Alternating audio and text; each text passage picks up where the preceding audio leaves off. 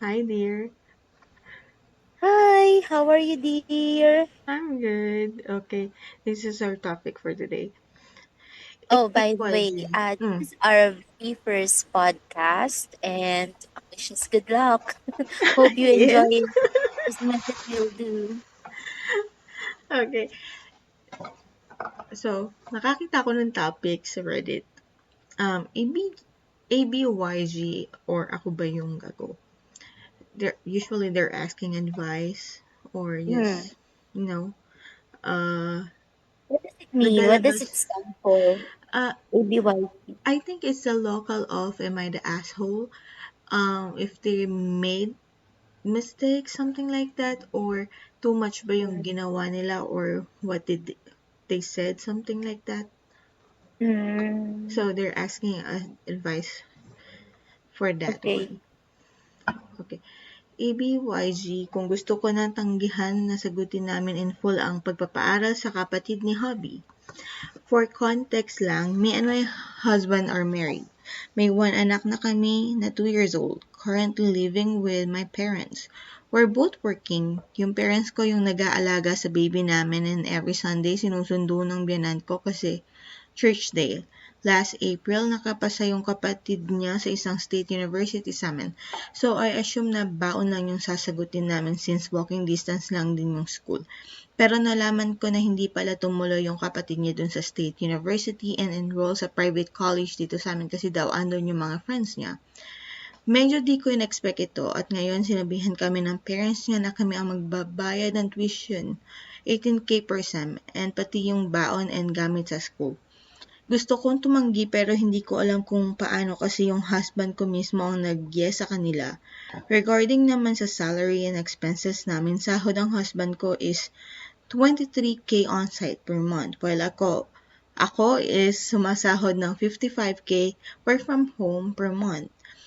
Nag-iipon din ako ng pambili namin ng bahay after 5 years sana and may motor din po na hinuhulugan. Nagbibigay din kami sa parents niya ng 6K per month. May work pa naman po yung father niya. Nag-aambag din po kami sa parents ko for food and bills kasi dito kami nakatira 12K per month. And ang expenses ni baby, may allotted budget din siya na 6K per month since onsite siya. May utang din po pala kami na hinuhulugan sa security bank. Nag-try ako kausapin si Hubby, sinabi ko na baka ma-short kami kahit nahati na lang kami ng parents niya sa tuition and baon ng kapatid niya.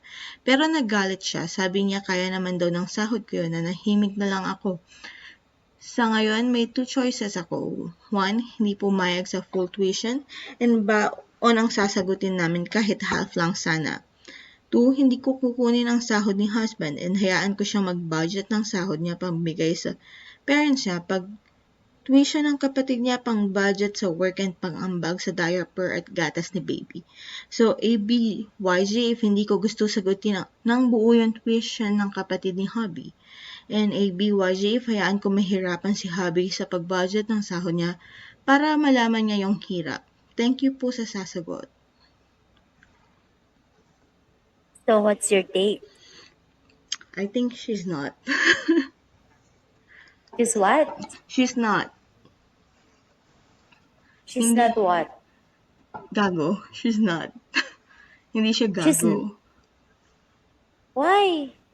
I don't think so. Kasi, based in the context, right? Sinabi naman niya na baka ma-short sila. And, nakapasas yung kapatid nung hobby niya. So, so who's nuts? The, Yung the, kapatid? no, the sender. The sender? Yeah, The she's not an asshole for these okay. choices. Okay. Or for, if she choose to tell her husband not to, or she's not willing to fully pay the tuition fee and the allowance of his sibling. Alam mo, ang mahirap kasi dyan, ang hindi ko maintindihan, why would the husband tell the wife na kaya naman niya ng sahod mo eh? Is it because dahil ba mag-asawa kayo? You already share everything with each Yes. other. Ah, Yes, alam ko sa law, that's how it goes. Pero, kailangan ba talagang ganun kaliteral? kaya nga. And I don't think she is. I think they need to sit down. Compute. Alam, I think this is the best way to show their budget or how much they are spending monthly. They need to compute everything. She needs to show the husband all the expenses that they have and the money that they can save monthly. Imagine for 18,000 kada semester, that's around 4,000 monthly that you need to save para sa tuition fee per malaki pa yung month. baon dyan. Yeah, The baon uh, pa is malaki for college. yeah. I remember that this was like what 14 years ago, almost 20 years ago.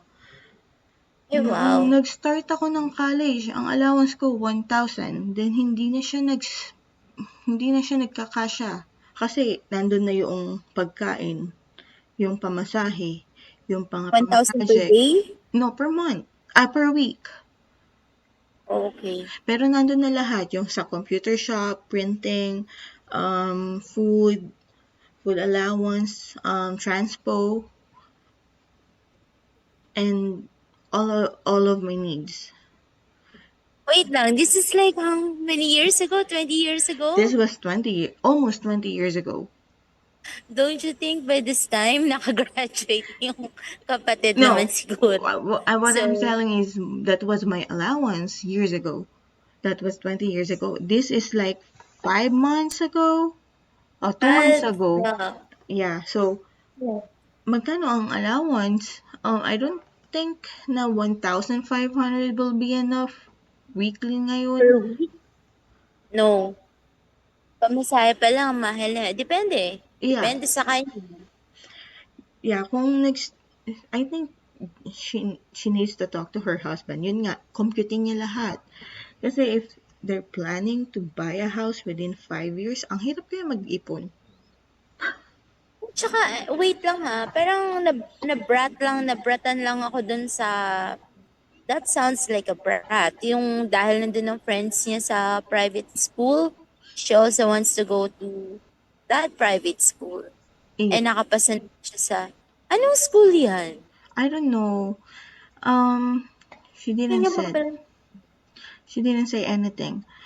She just said that it's a private school, but she passed into a state university. 18,000? 18,000%. Yeah, for for a private school, that's not bad. Pero sa economy ngayon, Pero naman, pero naman kasi this couple, I think they are young couple. yeah. This young couple man kasi, syempre hindi naman nila anak yan, ano? So, Yep. why would they be burdened to, like, shoulder everything? Tapos may share pa sila sa parents nila. I don't know. I Parang that's too much also. mhm. And may share sila sa parents niya ng 6,000. And then Mm, may budget din yung husband niya na 6,000 per month. So, I'm not sure kung yung 20K is net na or gross. Let's say it's a net, 'di ba? So, mm. kung kukunin lahat sa sweldo ng asawa niya, Wala naman. 6,000, wala nang matitira. Yeah, wala na maiiwan. 11K, paano niya hahatiin yung 11K, 4,000 to save for his sister's or siblings tuition, then 7K monthly allowance ng kapatid niya, wala nang matutira sa kanya. Exactly. Yeah, kasi kung Meron pa kasi silang loan eh. Meron pa silang loan sa isang bank. yeah, Ang hirap yun pag may loan ka eh. yeah. Tapos magbe-spend ka lang in every. And then, nagbabayad sila ng, or nag-share sila ng 12,000 sa sa parents ni girl, ni sender, which is 12,000 na, diba? Then, yung expenses nila, other expenses like, ang mahal na mong baby. Dito sa US, yung kapatid ko, sa gatas pa lang, they're spending like $200 to $300. Noong baby yung mga pamangkin ko. Per month? Yeah, per month. Gatas lang. Paano pa yung diaper? Di ba? Mahal talaga magka-baby. And, Pero, di ba? Kasi, so, kung after nun may 43,000 sa wife, paano pa yung loan nila? Ano yung may iipon nila? Right? yeah, wala na.